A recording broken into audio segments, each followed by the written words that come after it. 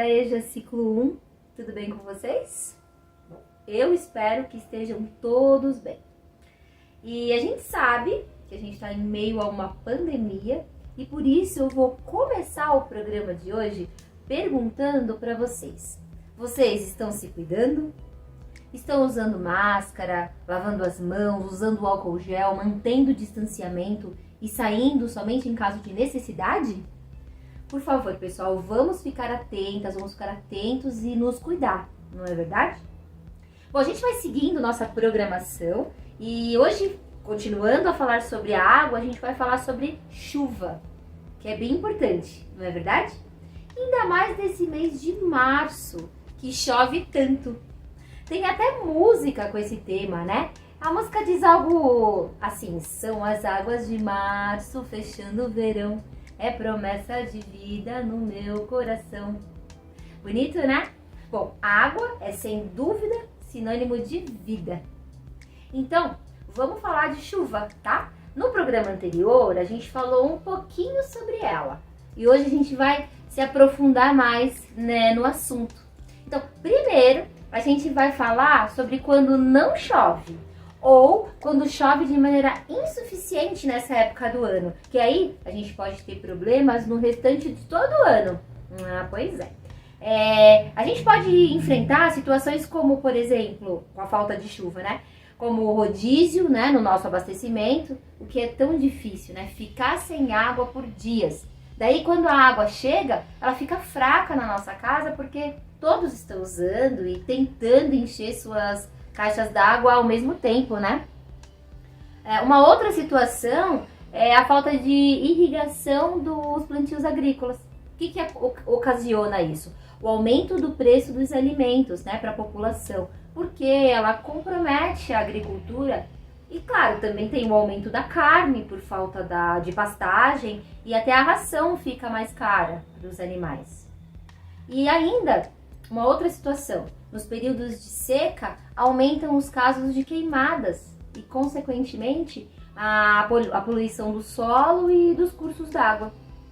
Por isso, mais uma vez, as chuvas são tão importantes, né? Para garantir a nossa sobrevivência. Então, a gente falou da falta, né? Da chuva. E agora vamos pensar quando a chuva é em excesso, né? Quando chove muito. Quando a gente tem aquelas chuvas intensas, longas, ocorrem inundações e as enchentes, que também são um grande problema para a população, né? Para todos nós. Pensem, hoje em dia a gente tem nas nossas cidades, nos nossos bairros, né? Muito asfalto, o que é bom, né? Por um lado, que é para a qualidade de vida ter as ruas asfaltadas, mas se não for feito de uma maneira eficiente, por onde a água possa escoar, vocês sabem que vai encher tudo de água quando chover muito e inundar. E quando a enchente acontece, todos acabam prejudicados. Ao invés de trazer para vocês uma imagem, eu vou trazer um vídeo bem curtinho, só para que a gente possa juntos visualizar uma situação de enchente. Vamos ver?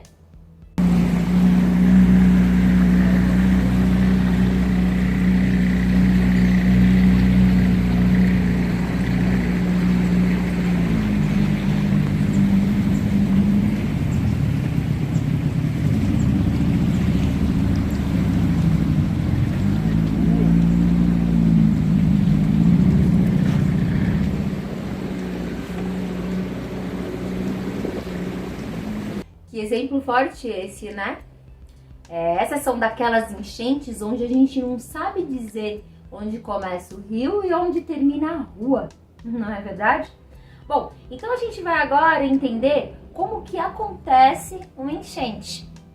Na verdade, a enchente ela pode acontecer de duas maneiras diferentes, tá? A primeira maneira seria de maneira natural, quando o rio, em uma certa época do ano, ele alaga e transborda por causa das chuvas intensas.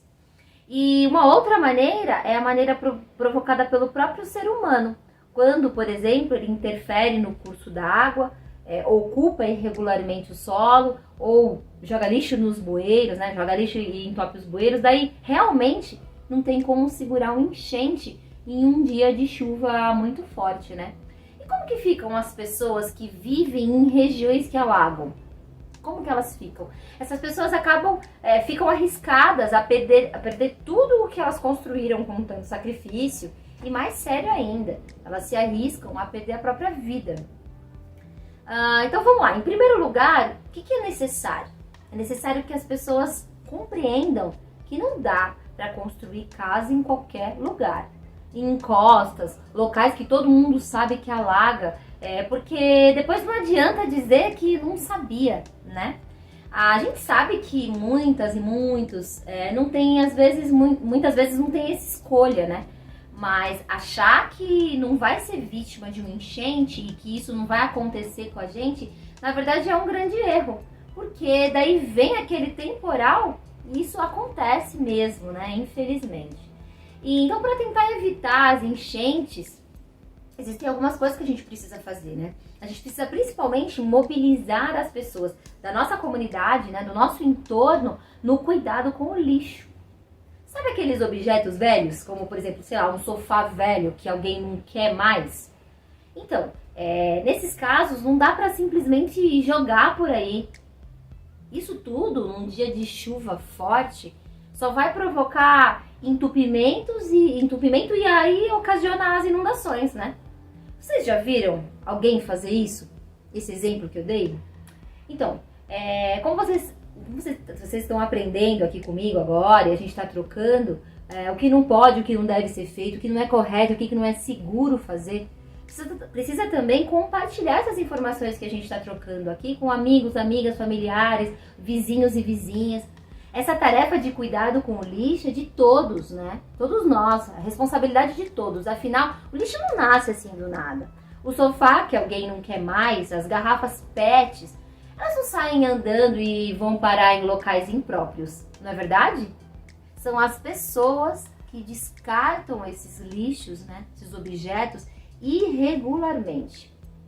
Mesmo porque essa água também, né, em contato com o lixo, além de ocasionar inundações e enchentes, também podem transmitir doenças infecciosas, né, que são transmitidas de água contaminada através do contato ou da ingestão.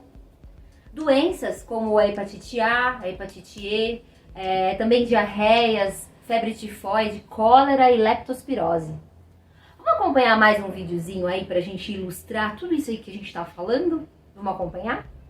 Olá! Comum no verão em razão das enchentes provocadas pelas fortes chuvas, a leptospirose é uma doença bacteriana transmitida principalmente através da urina de roedores por meio do contato com solo, alimentos e água infectados. Dentre os sintomas estão febre alta, dor de cabeça, sangramento, dor muscular, vômito, olhos vermelhos e calafrios.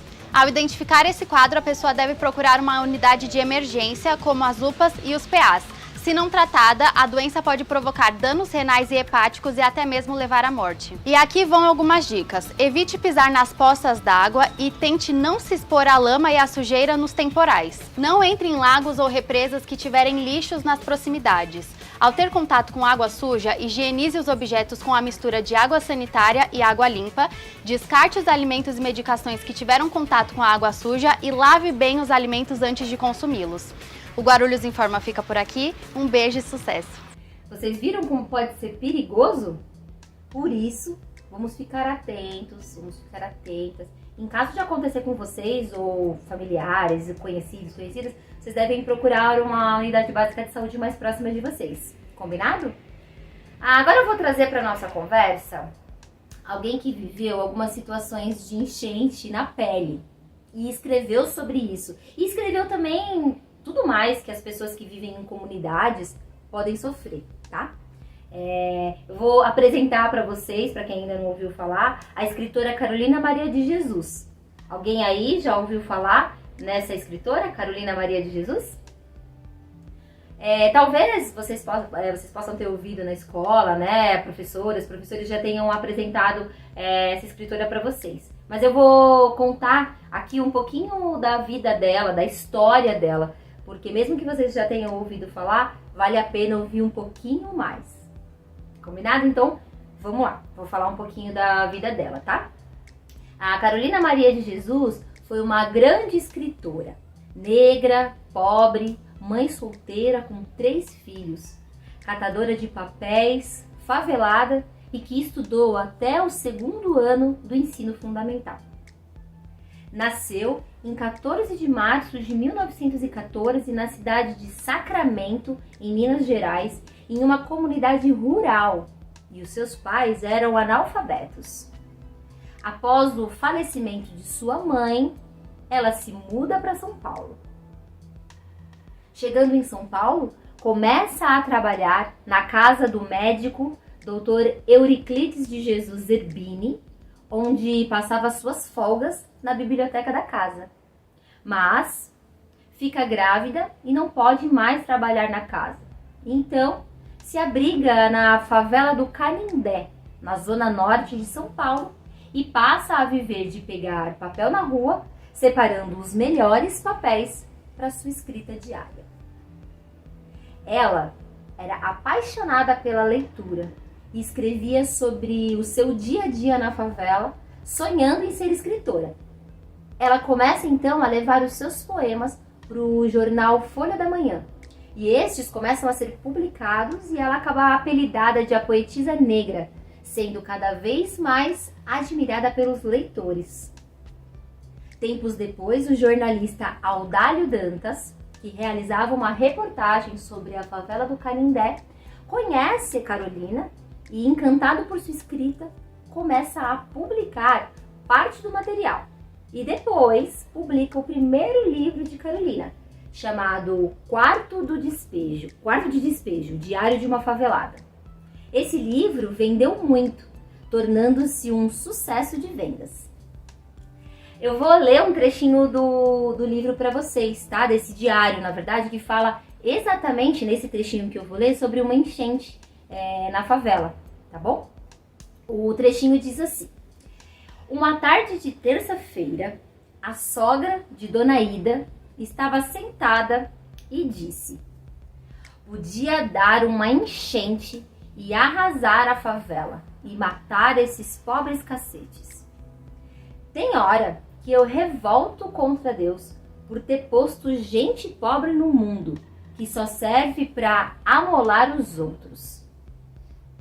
A tina da Dona Mulata, quando soube que a sogra da Dona Ida pediu a Deus para enviar uma enchente para matar os pobres favelados, disse: quem há de morrer afogado há de ser ela. Na enchente de 49, morreu o Pedro Cardoso, filho de Dona Ida. Quando eu soube que o Pedrinho havia morrido afogado, pensei na decepção que teve sua avó, que pedia água, bastante água, para matar os favelados, e veio água e matou-lhe o neto. Legal esse trecho, né? Que mulher incrível e que relatos incríveis também. Bom, mas é claro que essa história não termina aqui. Então, bora descobrir mais um pouquinho sobre essa tão importante escritora brasileira?